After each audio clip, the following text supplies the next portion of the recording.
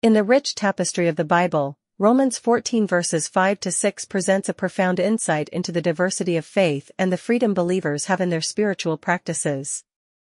This passage reads, "One person considers one day more sacred than another considers every day alike.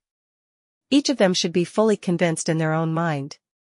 Whoever regards one day as special, does so to the Lord.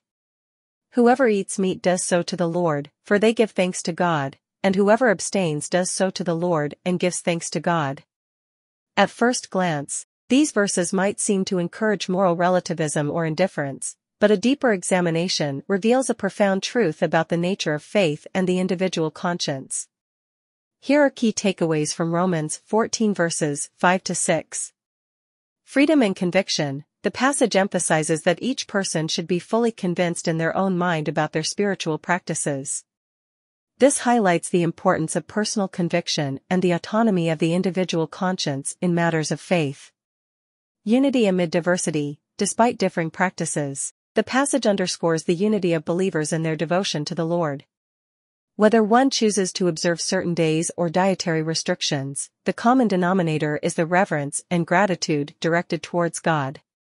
Non-judgmental attitude. Romans 14 encourages believers not to judge or look down upon those with different convictions.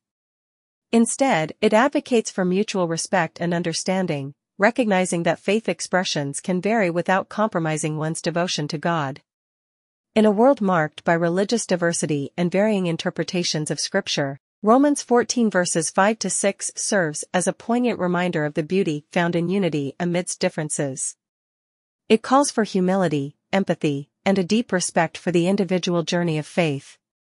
As we navigate our own spiritual paths, let us embrace the freedom granted by God, honor the convictions of others, and cultivate a spirit of love and acceptance within our communities.